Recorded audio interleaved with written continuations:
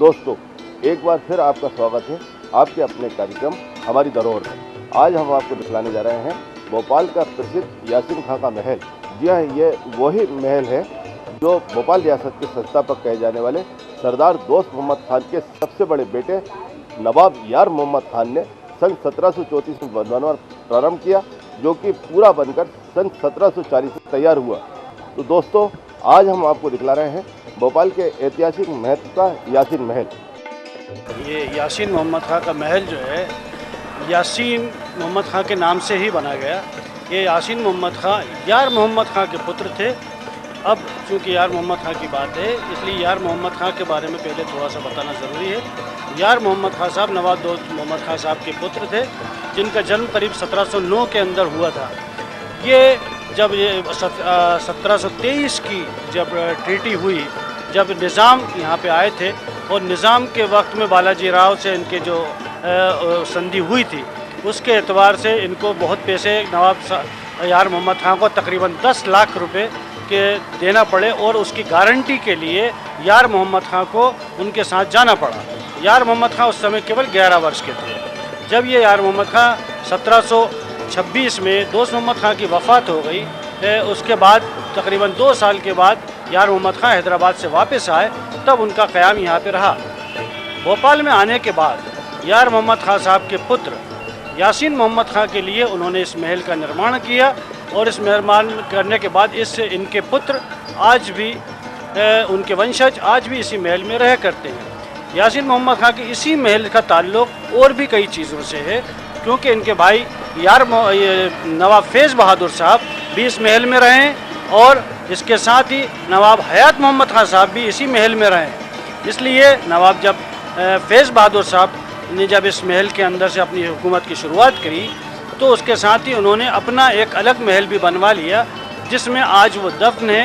यानी जो कमला पार्क के अंदर जो महल है, उसमें वो दफन है, और वहीं पे से वो हुकूमत चलाते थे। लेकिन उसके बाद जैसे ही हुकूमत वापस हयात मोहम्मद खां साहब के पास आई, तब हयात मोहम्मद खां साहब ने उस जगह को छोड़ दिया, और वो इसी जगह जहां आज हम खड़े हुए हैं, यहाँ से भोपाल की हुकूमत करने लगे। यानी भोपाल का पूरा तख्त जो था वो इसी महल से संबंधित था, और यहीं से हयात मोहम्मद खां साहब ने अपनी पूरे दौर में हुकूमत करी।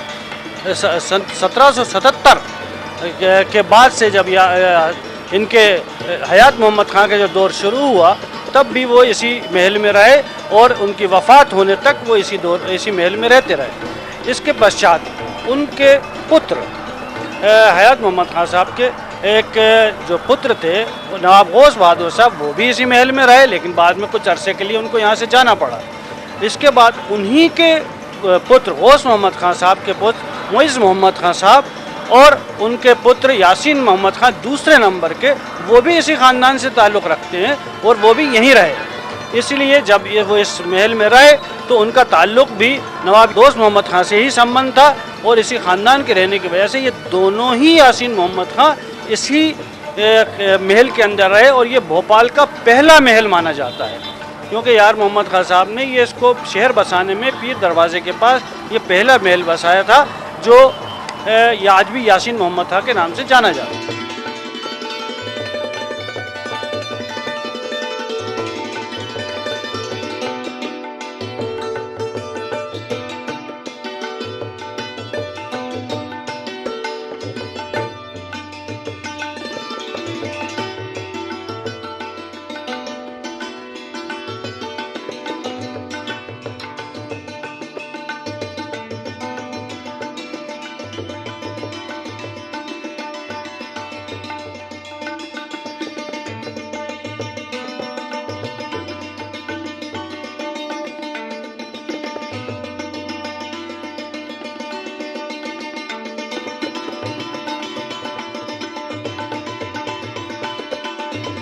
दोस्तों, इस समय हैं हम यासीन खां के महल के आगे के हिस्से की तरफ। यासीन खां के महल का जो अगला हिस्सा है, वही थोड़ा बहुत सही सलामत है, बाकी पीछे की तरफ का काफ़ी एरिया ध्वस्त हो चुका है। हम आपको दिखलाने चाहते हैं यासीन खां के महल में, यासीन खां के महल के उस हिस्से में जहां आज भी लोग रहते हैं, और वो हिस्सा आज भी महल की तरह ही दिखता है। आइए हम आपको वहां लिए चलते हैं।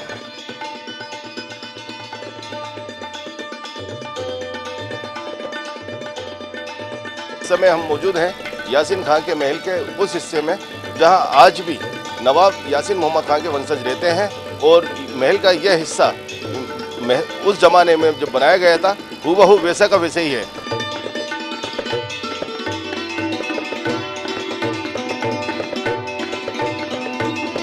ये महल तकरीबन 1740 से के करीब बना, यानी 1700 में तैयार हो चुका था और बनना तो शुरू हो चुका था ये 1734 के करीब, जैसा कि बाहर के दरवाजे पे लिखा हुआ है। तो 1724 से 38 तक होता रहा और उसके बाद एक के बाद एक यहाँ पे नवाब रहते चले गए। तो ये आज जो महल अपन को दिख रहा है ये उसी अवस्था में है। हालांकि ये नवाब हयात मोहम्मद खां के दौर में इसमें और बढ़ोतरी की गई, लेकिन ये आज भी उसकी अवस्था अपन देखी जा सकती है कि ये अपन उस जिस जगह खड़े हुए हैं ये किस प्रकार का महल था। ये इसकी खूबसूरती अपनी जगह है, जो दीवारों पे जो नक्काशियाँ की गई हैं और जो आज ये सब बल्ब वगैरह लगे हुए हैं चारों तरफ, वो जो उनके बिजली नहीं उस ज़माने में मोमबत्ती या रोशनी के लिए जो लगाए गए थे, ये सारी चीज़ें आज वैसी के वैसी हैं। दीवारों पे आज भी हमें लगता है कि हम उसी दौर के किसी महल में खड़े हुए हैं। जाहिर है कि इस दौर को इस हद तक संभालते हुए तकरीबन जिसको 250 साल से ऊपर पौने 300 साल करीब हो चुके हैं इस महल को बने हुए, तो इसको रख रखाव में यहाँ वालों ने कितनी मेहनत की है इसका अंदाज़ा अपन के यहाँ के को देख के लग रहा है कि आज भी हम लग रहा है कि हम किसी बहुत अच्छे महल के अंदर खड़े हुए हैं।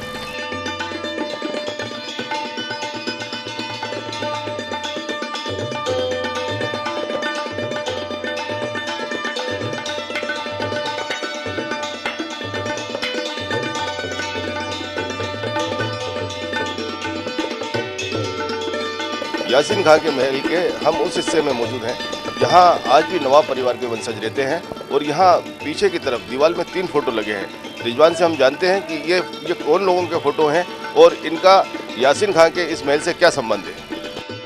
अभी जहाँ हम खड़े हुए हैं यहाँ पे एक शाही परिवार के ही लोग यहाँ पे तस्वीरें लगी हुई हैं, जैसे यासीन मोहम्मद खां द्वितीय यानी मुइज़ मोहम्मद खां के बेटे जो थे उनके बड़े बेटे की तस्वीर बीच में ये लगी हुई है, ये तहसीन मोहम्मद खां की तस्वीर लगी है। उसके बाद दूसरे उनके बराबरी में इनके बेटे तज़ीन मोहम्मद खां साहब की तस्वीर लगी हुई है और तीसरे जनाब मुइन मोहम्मद खां की तस्वीर उनके बेटे हैं, यानी 3 वंश के लोगों की तस्वीरें यहाँ पे लगी हुई हैं जो कि यासीन मोहम्मद खां के औलाद हैं, मतलब उनकी चौथी पीढ़ी के लोग हैं।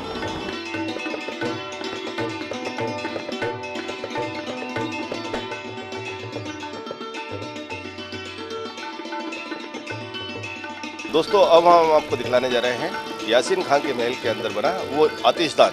यह सर्दियों के दिनों में यही वो आतिशदान है जिस आतिशदान के अंदर लकड़ी जलाकर गर्मी पैदा की जाती थी, जिससे कि वातावरण में गर्माहट रहे।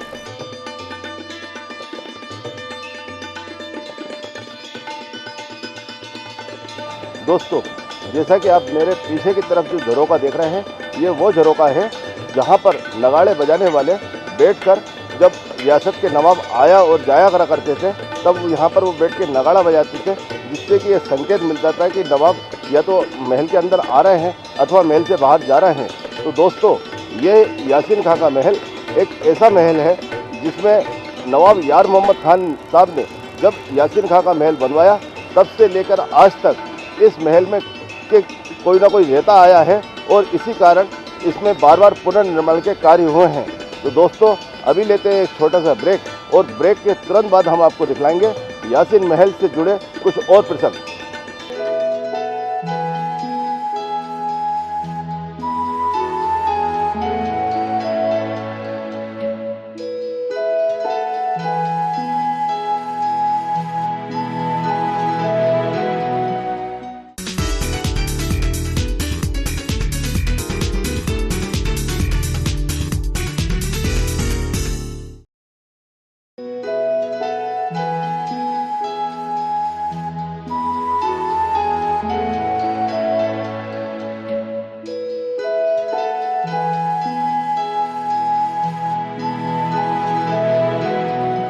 तो दोस्तों ब्रेक के बाद एक बार फिर आपका स्वागत है आपके अपने विशेष कार्यक्रम हमारी धरोहर में।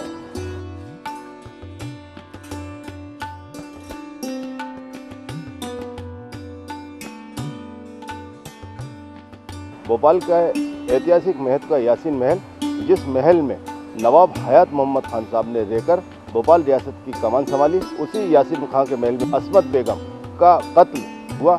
और जो मेरे ठीक पीछे आप जो मकबरा देख रहे हैं, ये मकबरा अस्मत बेगम का मकबरा है।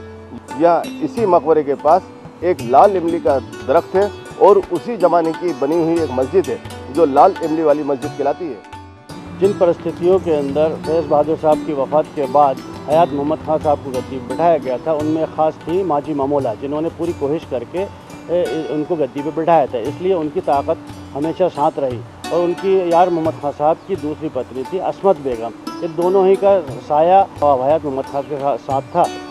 जब 1793 के अंदर जब माजी ममोला का देहांत हो गया, उसके 1 साल के बाद ही जब उनकी अगली ईद यानी पहली ईद के अंदर सब लोग जमा थे, तो पहली बार नवाब हयात मोहम्मद खां साहब के ऊपर हमला कराया गया।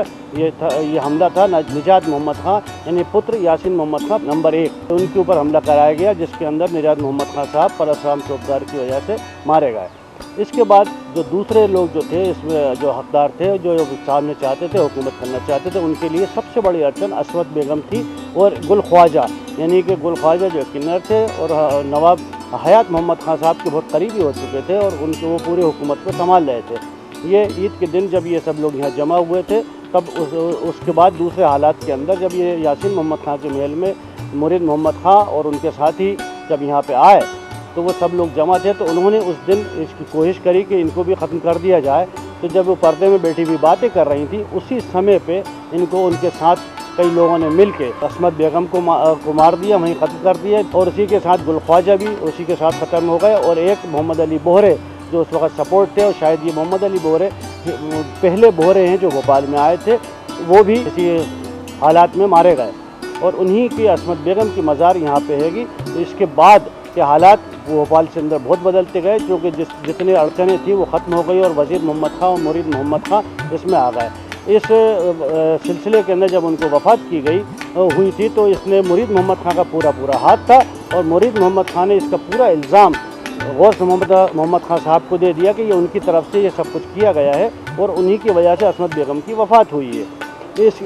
हालांकि ये बहुत मुमकिन नहीं था कि नवाब गौस मोहम्मद खां साहब अपनी ही दादी को मरवाते, तो ये सिर्फ मुरीद मोहम्मद खां की ही सोची समझी स्कीम के तहत अस्मत बेगम के कत्ल हुआ था। और यह भी मुमकिन था कि उस वक्त ख़ास उनकी वजह इनको कत्ल करना ना हो, बल्कि सिर्फ गुल ख्वाजा को ख़त्म करना ही उनका मकसद हो, लेकिन वो भी साथ में थी, इसलिए उनका भी कत्ल कर दिया गया।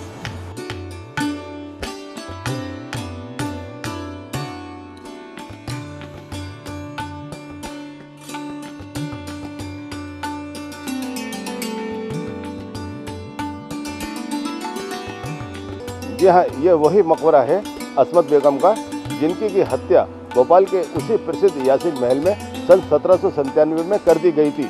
और जो आप ये इमली का दरख्त देख रहे हैं और ये लाल इमली की मस्जिद, तो हमारे साथ मौजूद है रिजवानुद्दीन अंसारी, जो बताएंगे कि ये लाल इमली की मस्जिद का निर्माण कब हुआ। जब अस्मत बेगम की हत्या 30 दिसंबर सन 1797 में हुई, तो उनको इसी जगह दफन किया गया। और ये वही मुकाम है जहाँ पे उसी ज़माने से ये इमली के दरख्त मशहूर है जो लगे हुए, ये लाल इमली के दरख्त हैं, इसलिए उनको हमेशा किताबों में भी यही लिखा है कि लाल इमली के दरख्त के नीचे है उनको दफनाया गया। यानी कि ये दरख्त भी तकरीबन 200 साल पुराने दरख्त हैं। उसी समय की एक पीछे मस्जिद भी है, जो कि उसकी विशेषता ये है कि ये पूर्णतः पत्थर की बनी हुई है। यहाँ की छत और बीमें तक पत्थर की ही डली हुई हैं। ये बहुत खूबसूरती मस्जिद है। इसके साथ एक बात और भी है कि यही वो इलाका था जो गौहर महल से लगा हुआ था और गौहर महल के अंदरूनी हिस्से की तरह ही इसका इस्तेमाल हो गया था, क्योंकि इसको जोड़ के वो जो नमाज वगैरह पढ़ी जाती थी, यहीं पे गौहर महल के से लग के यहीं पे सब पढ़ाई जाती थी। और इसी गौहर महल के एक अहाते के अंदर ये मस्जिद भी और ये मज़ार भी शामिल हो गया था।